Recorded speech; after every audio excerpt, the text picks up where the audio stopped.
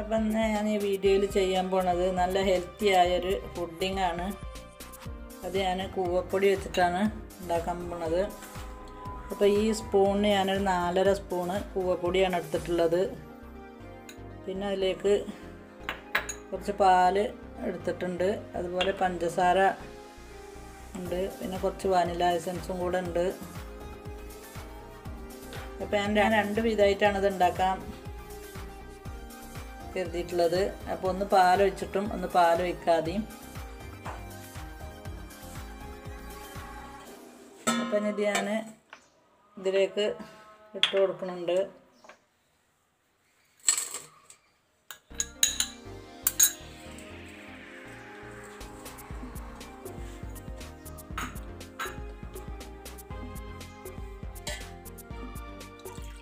അപ്പോൾ ഇതിലേക്ക് ഞാനൊരു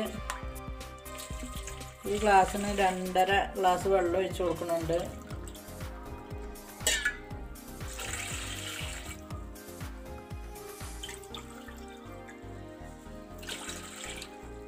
ഇത് നല്ലപോലെ ഒന്ന് കുറുക്കിയെടുക്കണം.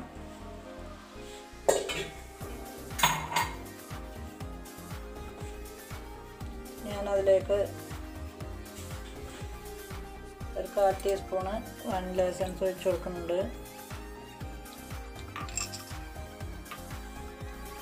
പിന്നെ അതുപോലെ ഒരു നുള്ള് ഉപ്പ് ചേർത്ത് കൊടുക്കുന്നുണ്ട്. പിന്നെ പഞ്ചസാര ചേർത്ത് കൊടുക്കുന്നുണ്ട്. പഞ്ചസാര നോക്കിയിട്ട് വേണമെങ്കിൽ വീണ്ടും ചേർക്കാം. പഞ്ചസാര ഞാൻ ഇതിനൊരു ഗ്ലാസ് തന്നെ ചേർത്ത് കൊടുത്തിട്ടുണ്ട് മുഴുവനായിട്ടും. അപ്പം ഇനി ഇത് ഞാൻ സ്റ്റൗവിൽ വെച്ചൊന്ന് കുറുക്കിയിട്ട് എടുക്കണം.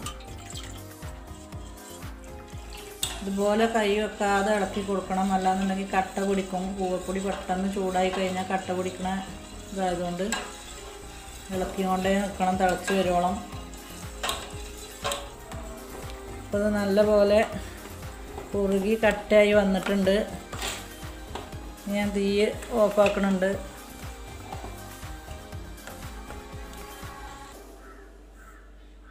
ഞാനത് പാലൊഴിക്കാത്തത് ഈ ബൗളിൽ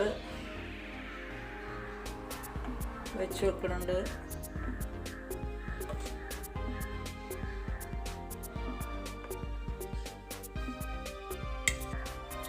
ഞാനൊരു പകുതി പാൽ ഇതിലേക്ക് ഒഴിച്ചു കൊടുക്കുന്നുണ്ട്.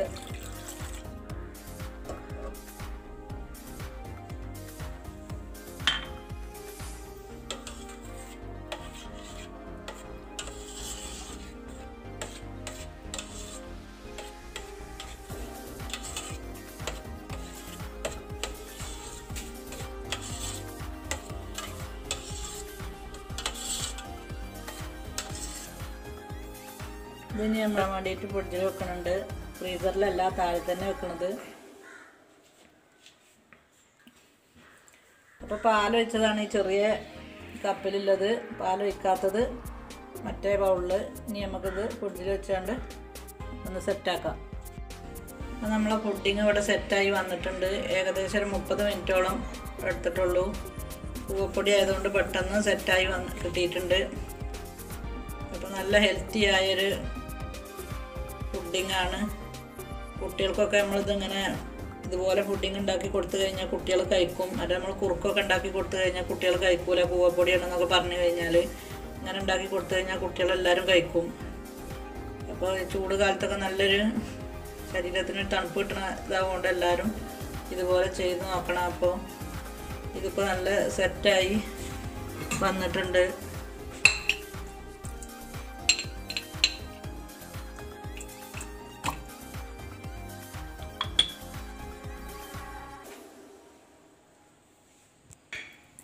ൊക്കെ ഇതുപോലെ പാത്രത്തിൽ നിന്ന് പെട്ടെന്ന് വേറിട്ട് കിട്ടുകയും ചെയ്യും നമുക്ക്.